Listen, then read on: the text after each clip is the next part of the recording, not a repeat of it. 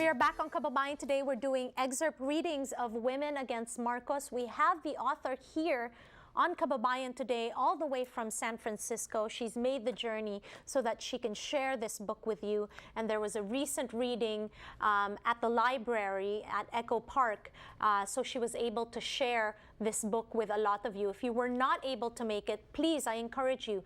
You can go to Amazon online, order it for yourself. It's so important that we know our history because kung hindi nga natin alam kung anong nangyari dati, ika nga ang sabi mo, mauulit at mauulit ito. So, basahin muna natin ngayon ang storya ni Aida Santos. Sino si Aida Santos? Si Aida Santos was an activist at the University of the Philippines when she was a student. But when martial law was declared, she went underground together with her husband. And stayed there for a few years until they had to leave the movement because the military was starting to arrest a lot of people. So she went to Manila and was walking around trying to find a place to stay, and finally a friend offered a place to her and her husband. But they had to work because they didn't have any money. The husband got a job from one of the corporations, but he had to give his real name. They were, you know, when you are in the underground, you have to assume a different identity. But the husband got sick and was brought to the hospital. And while he and Aida were there, the military came and arrested both of them. In the hospital? In the hospital. Grabe So she naman. was pleading and saying that he was sick. He was very sick, but they didn't care and brought them to Camp Crame. Grabe. And then they were put in separate buildings. And Aida was harassed every day while she was there. You know, the psychological torture. Once a soldier put a gun in her head, gun to her head, and they threatened to take her 2-year-old daughter, and also, you know, and threatened to kill her. Okay, so we are reading an excerpt of her story from the book. Mila, let's get started. With the money sent by my family, I started eating at the canteen frequented by soldiers. One night, while I was having dinner, I met Berto, a criminal detainee who was free to move around because he ran errands for the soldiers and the canteen owner. I befriended him and often met with him during meals. He became my courier, bringing my secret notes to Ed, the husband.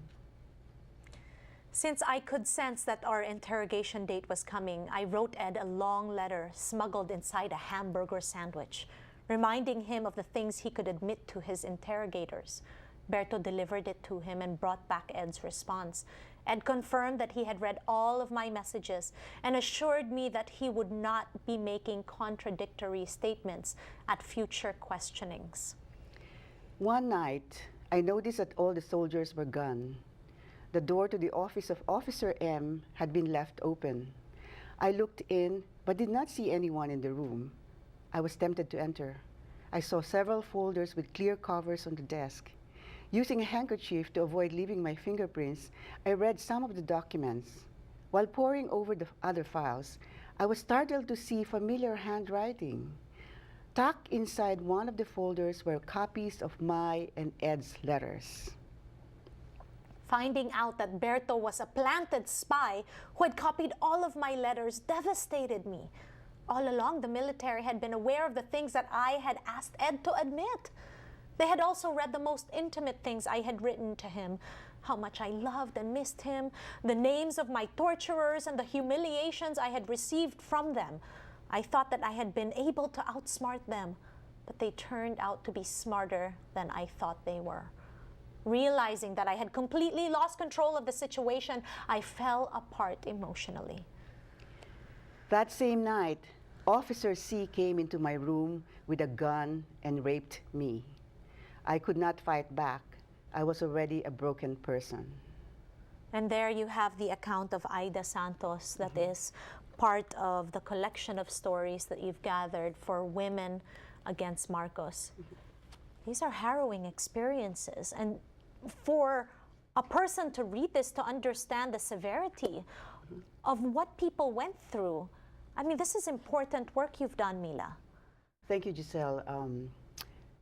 just to borrow a quote from James Baldwin, an author, an African-American author, if I had to write a book, had to be the book, because women's contributions to that movement have to be acknowledged, because they're, and these stories should be multiplied thousands of times. So there are a lot of stories in the Philippines that are still waiting to be told.